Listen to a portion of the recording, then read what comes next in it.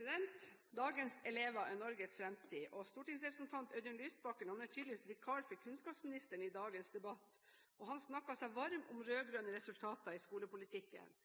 Men det Lysbakken ikke kan ha lest, er forskningsrapporten om reproduksjon av sosiale forskjeller i norsk skole, om store kjønnsforskjeller, om gutter som faller fra, og Lysbakken kommenterte heller ikke at en tredjedel av årets 10.-klassinger gikk ut av skolen med karakteren 1 eller 2 på matteeksamen.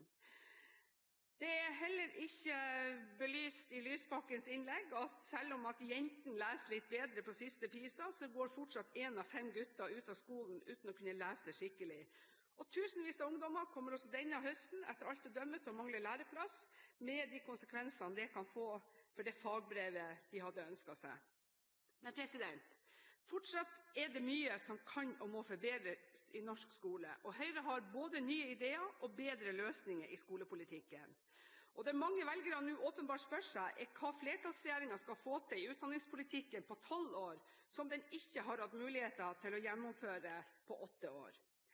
Et godt utdanningssystem som setter eleven og studenten i sentrum, er den beste investeringen Norge kan gjøre for at generasjoner etter oss skal kunne få oppfylt sine drømmer.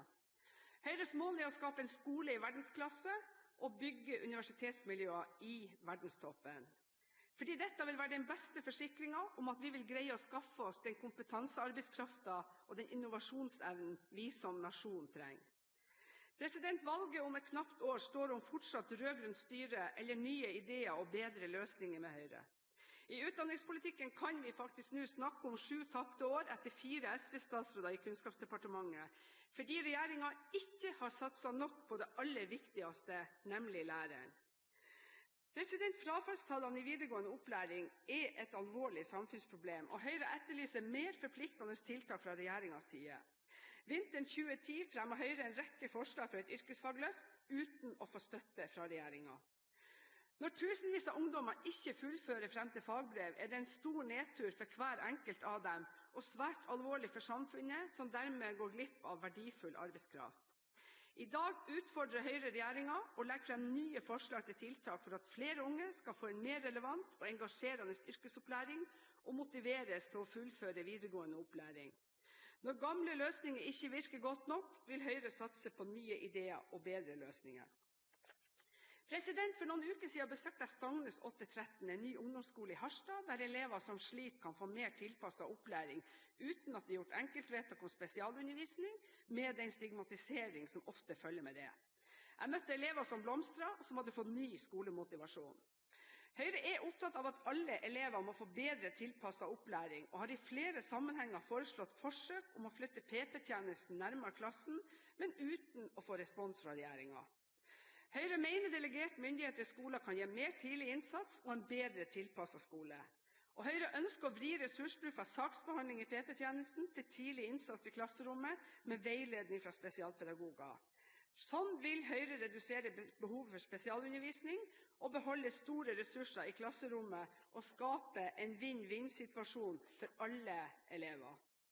Den gode læreren er veien til økt kvalitet i skolen. Da er det nedslående å registrere at regjeringen ikke har evnet å prioritere det viktigste først: en reform for etter- og videreutdanning for landets lærerkorps.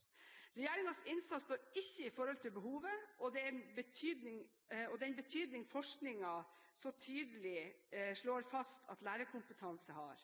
Høyre er på kollisjonskurs med regjeringen, som ikke vil innføre kompetansekrav for dagens lærere, men bare for de lærerne som utdannes heretter. Konsekvensen av det vil være at det vil ta 30–40 år før alle norske elever kan være sikret å møte en lærer med nødvendig faglig fordypning i sine undervisningsfag. Det er uakseptabelt. Norge har forutsetninger for å satse på utdanning og forskning andre land bare kan misunne oss. Det er ikke godt nytt når norske universiteter faller under 200-plass på internasjonale rankinger, og når forskningsinnsatsen vår havner langt nede på statistikken og bak kriserammede europeiske land. Høyre undrer seg derfor over hvordan regjeringen kan forklare og forsvare en sånn innsats i kunnskaps- og forskningspolitikken. Sannheten er jo at forskningsinnsatsen verken står i forhold til økonomisk evne eller behovet for innovasjon og nyskapning. Nei, regjeringen mangler gjennomføringskraft, på et av de områdene som mest sentralt for å bygge og trygge velferden i Norge. Da blir det replikkordskifte. Første replikant, Truls Wickholm.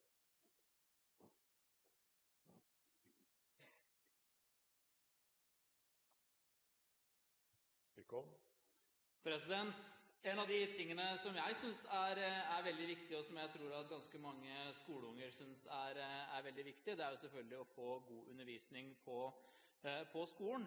Men det jo også å kunne få muligheten til å gå på skolen i et skolebygg som nytt, som moderne, hvor det mulig å puste uten at du skal være redd for å få steinlunge eller andre sykdommer.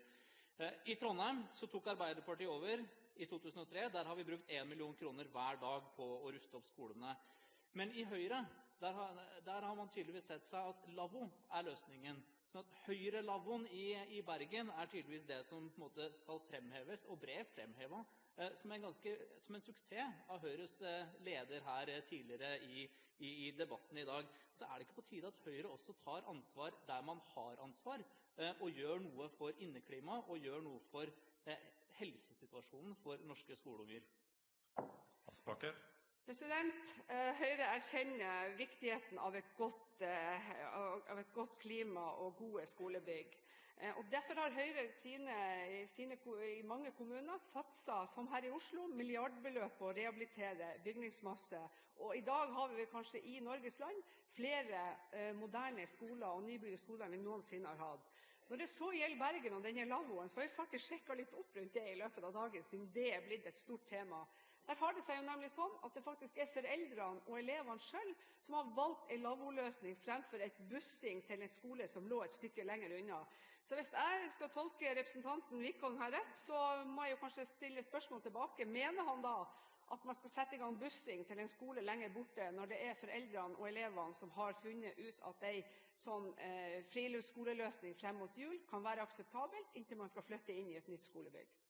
Ny replikk, Truls Wickholm. Representanten Wickholm mener nok at man aldri burde satt seg selv i den situasjonen i første omgang, og at man burde vært føre var i stedet for ettersnar, og være strålende fornøyd med lavvoer under påskudd om at det ville elevene og foreldrene selv heller enn å busses langt. Sånn at her forklarer Høyre fortere enn de klarer å tenke, tror jeg. Og det for meg det skremmende å se Høyres ordfører i Bergen skålende i champagne for at eiendomsskatten gravlagt og koser seg med det, samtidig som også skolebyggene forfaller, vegger detter ned. Regjeringen har gitt resultater. Regjeringen har sørget for at PISA-resultatene for første gang går opp.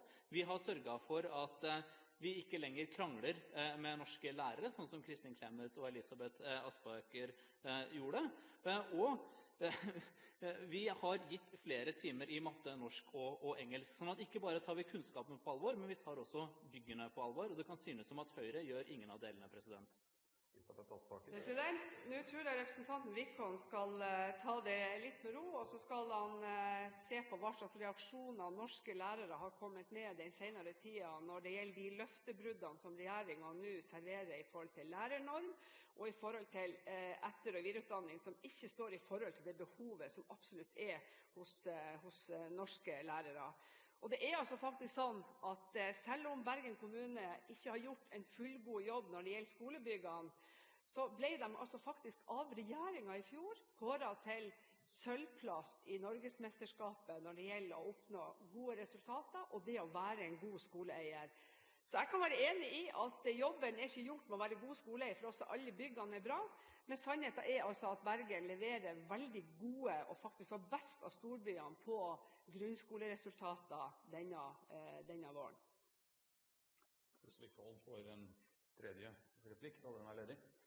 Det jo veldig fint å være på sølvplass hva angår resultater, men også sånn at det TV 2, det Bergen Arbeiderparti, det Brennpunkt som har gjort en gravejobb for å finne ut at Bergensskolen for dårlig, noe byrådene burde ha visst selv og burde ha tatt tak i, uten at media skulle sette søkelyset på det. Og så det selvfølgelig gledelig å høre at Høyre nå erkjenner at det viktig, men man har også den samme situasjonen i Oslo, På Årvoll, nederst i Groruddalen, så har de en brakke som de har brukt i over 50 år med forferdelig inneklima.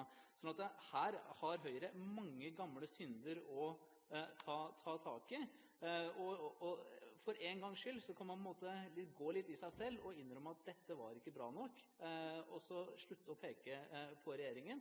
Vi er faktisk avhengig av å ha ansvarlige politikere der ute som sørger for at unger får et respektabelt læremiljø.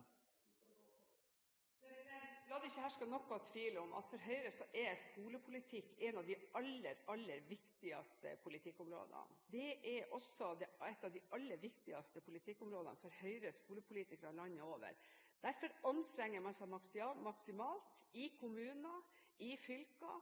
Man kommer til departementet, man søker om man kommer med søknader om forsøk, man anstrenger seg for å få ned frafall i videregående opplæring osv. Så det er ingen tvil om at Høyres lokalpolitikere rundt omkring gjør en suveren jobb for å løfte prestasjonene til elevene i norske grunnskoler, der de har ansvar. Men jeg vil faktisk utfordre Truls Wickholm til å faktisk gå hjem, og så vil han også se at i det ganske land så vil han helt sikkert også finne Arbeiderpartikommuner som ikke har sin sti 100% ren. Og da vil jeg faktisk utfordre han til å si at det er også et ansvar for regjeringen å sørge for tilsyn, og sørge for at alle elever i Norge sikres et likeverdig og godt skoletilbud. Aksel Hagen er neste replikant, og Hagen er siste replikant i dette replikkordskiftet. Vær så god. Elisabeth Aspaker er særdeles god til svartmåling. Det skal Aspaker ha. Ingen over, knapt noen ved siden.